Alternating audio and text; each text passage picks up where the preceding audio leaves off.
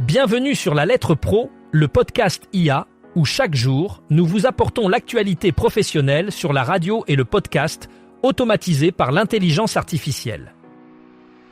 Je suis Bru Latour, le rédacteur en chef de La Lettre Pro. Aujourd'hui, nous discutons des sujets suivants. CBC/Radio-Canada renforce son réseau international avec 5 nouveaux bureaux, les podcasts propulsent l'engagement sur YouTube, une campagne télévisée inédite pour le DAB+ lors des départs en vacances, et bien plus encore. Plongeons dans notre premier sujet du jour. CBC/Radio-Canada a récemment annoncé l'ouverture de 5 nouveaux bureaux internationaux, renforçant ainsi sa présence à l'échelle mondiale. Cette expansion stratégique vise à améliorer la couverture des événements internationaux et à offrir une perspective canadienne sur les affaires mondiales. Les nouveaux bureaux seront situés dans des villes clés, permettant à CBC/Radio-Canada d'avoir un accès direct à des informations locales et de renforcer son réseau de correspondants. Cette initiative s'inscrit dans le cadre de l'engagement de CBC/Radio-Canada à fournir des contenus diversifiés et d'actualité à son audience, tout en élargissant son empreinte journalistique à travers le monde. Les podcasts sont en train de devenir un levier puissant pour l'engagement sur YouTube. Alors que la croissance des revenus publicitaires de YouTube ralentit, passant de 14,7% en 2024 à 11,7% en 2025, les podcasts offrent une nouvelle dynamique. Selon WARC, une progression de 7% est prévue en 2026, suivie de 7,9% en 2027, un rythme certes inférieur à celui de plateformes comme TikTok, Reddit ou Instagram, mais significatif. Les créateurs de podcasts exploitent cette plateforme pour étendre leur portée et interagir avec un public diversifié. YouTube, avec son immense base d'utilisateurs, devient un espace privilégié pour la diffusion de contenu audio, permettant aux créateurs de toucher une audience plus large et d'augmenter l'engagement. Cette tendance souligne l'importance croissante des podcasts dans l'écosystème numérique et leur potentiel à transformer les stratégies de contenu. Le DAB+ fait son retour à la télévision avec une campagne nationale inédite du 30 et un juillet au 16 août, diffusée sur les principaux groupes audiovisuels français. Cette initiative accompagne une nouvelle vague de communication en radio, alors que le déploiement de la radio numérique terrestre continue de s'étendre. La couverture du DAB+ devrait atteindre 80% de la population d'ici la fin de l'année 2026, avec déjà plus de 85% en mobilité. La campagne, qui coïncide avec le début du mois d'août, une période de trafic intense sur les routes, met en avant les avantages de l'écoute de la radio en DAB+ lors des déplacements. Elle souligne la qualité sonore claire et constante, l'écoute gratuite sans Internet et l'accès à un large éventail de stations.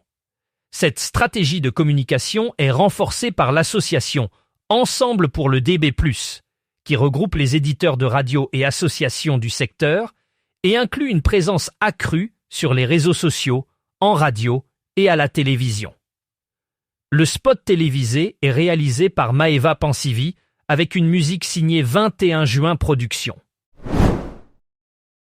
Les auditeurs de livres audio semblent de plus en plus séduits par la narration par intelligence artificielle. Selon une étude menée par Edison Research pour Spoken, les œuvres de fiction qui intègrent plusieurs personnages bénéficient d'une meilleure réception lorsqu'elles sont narrées par l'intelligence artificielle Spoken Multicast. Les résultats montrent que la narration IA obtient de meilleurs scores en termes de favorabilité, avec 61% contre 53% pour la narration humaine. De même, l'engagement est plus élevé, atteignant 58% contre 49%, et la qualité perçue est supérieure avec 66% contre 60%. Cette étude, réalisée auprès de plus de 1000 consommateurs américains de livres audio de fiction en juillet 2026, souligne l'attrait croissant des auditeurs pour les innovations technologiques dans le domaine de la narration.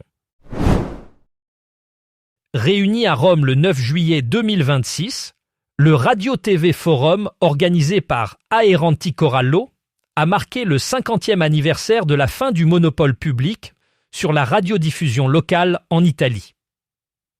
Marco Rossignoli, coordinateur national d'Aeranti Corallo, a souligné que la fréquence modulation reste le principal mode de diffusion pour les radios locales italiennes grâce à sa couverture universelle. Il a plaidé pour un développement du Digital Audio Broadcasting Plus qui respecte les besoins spécifiques des territoires, permettant ainsi des décrochages locaux.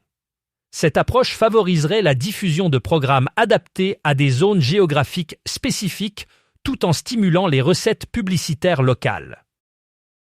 Lors de cet événement, Marco Rossignoli a également insisté sur l'importance de garantir la présence des radios locales dans les véhicules connectés, un enjeu stratégique pour préserver l'accès des auditeurs à l'heure de l'évolution des technologies embarquées. Il a également demandé la stabilisation des aides publiques et le maintien des dispositifs d'innovation technologique. L'événement a célébré l'émission prochaine d'un timbre commémoratif, un hommage au demi-siècle de pluralisme audiovisuel en Italie, symbolisant l'innovation et l'ancrage territorial des radios locales. 3 candidats ont été sélectionnés pour le poste d'administrateur général de la radio-télévision belge de la communauté française. Ces profils ont été choisis pour leur capacité à diriger l'entreprise publique dans ses futurs développements stratégiques. La RTBF, qui continue d'étendre son offre numérique et audio, cherche un leader capable d'intégrer l'innovation dans sa stratégie de croissance. Les candidats retenus devront démontrer leur aptitude à stimuler la diversité de l'offre tout en consolidant les acquis de l'institution. La sélection finale de l'administrateur général sera cruciale pour l'orientation future de la RTBF, notamment dans le renforcement de sa présence numérique et la diversification de son contenu pour répondre aux attentes d'une audience toujours plus connectée et exigeante. Londres se prépare à accueillir le London Podcast Festival du 3 au 13 septembre 2026 pour sa 11e édition à King's Place. Cet événement est devenu un incontournable pour les amateurs de podcasts en Europe.